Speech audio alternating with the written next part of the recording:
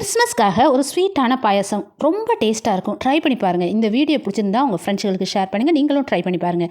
இது செய்கிறதுக்கு 1 cup carrot, 1/4 cup white sugar, கொஞ்சம் உப்பு சேர்த்துட்டு இது எல்லாத்தையும் தண்ணி ஊற்றாமல் இந்த மாதிரி நைஸாக அரைச்சிட்டு வந்து இதை ஓரமாக வச்சிடுறேன். அடுத்ததாக இன்னொரு மிக்சர் ஜாரில் முந்திரி, பாதாம், தாமரை விதை, ஒரு ஏலக்காய் சேர்த்து பால் சேர்த்து இந்த மாதிரி நைஸாக அரைச்சிட்டு வந்துட்டேன். இது அப்படியே ஓரமாக இருக்கட்டும். அடுத்ததாக பார்த்தீங்கன்னா ஸ்டவ்வில் ஒரு பேன் வச்சிருக்கேன். அதில் கொஞ்சமாக கீ சேர்த்துட்டு அரைச்ச கேரட்டை இதில் சேர்த்து நல்லா, அதாவது கேரட்டோட ஸ்மெல்லு போகிற வரைக்கும் நல்லா மிக்ஸ் பண்ணிக்கிட்டே இருங்க. கொஞ்சம் நேரம் நல்லா வெந்து வத்தி வரும். அதுக்கப்புறம் 1 டேபிள் ஸ்பூன் ரவை சேர்த்து இது எல்லாத்தையும் 2 நிமிஷம் நல்லா வதக்குங்க. ஏன்னா ரவை கொஞ்சம் வேகணும். இன்னும் கொஞ்சம் போல கீ சேர்த்துட்டு இது எல்லாத்தையும் நல்லா மிக்ஸ் பண்ணுறேன். இப்போ இதுவுமே நல்லா டைட் ஆயிடுச்சு. இதை அப்படியே இறக்கி வச்சிடலாம். இப்போ பாதாம் பால் செய்ய அகலமான பேனில் 1/2 லிட்டர் பால் சேர்த்து கொஞ்சம் சர்க்கரை சேர்த்து பால் நல்லா கொதி வந்ததுக்கப்புறம் இதில் நம்ம அரைச்ச விழுதை சேர்க்கணும். அதாவது முந்திரி, பாதாம்லாம் அரைச்சோம்ல, சேர்த்ததுக்கப்புறம் ஸ்டவ்வை கொஞ்சம் மீடியத்தில் வச்சுட்டு இதை அப்படியே வச்சிடலாம். இப்போ ரவாவும் கேரட்டும் நல்லா ஆறி இருக்கு பாருங்க. இதை நல்லா இந்த மாதிரி உருண்டை பிடிச்சி எடுத்தாச்சு. உருட்டின உருண்டையை ஃபுல்லாக கொதி வந்த பாலில் இது எல்லாத்தையுமே உருண்டையை சேர்த்து ஒரு 5 நிமிஷம் ஸ்டவ்வை கொஞ்சம் மீடியத்தில் வச்சு எடுத்து சாப்பிட்டிங்கன்னா அம்புட்டு டேஸ்ட்டாக இருக்கும். ட்ரை பண்ணி பாருங்கள். ரொம்ப சூப்பர்.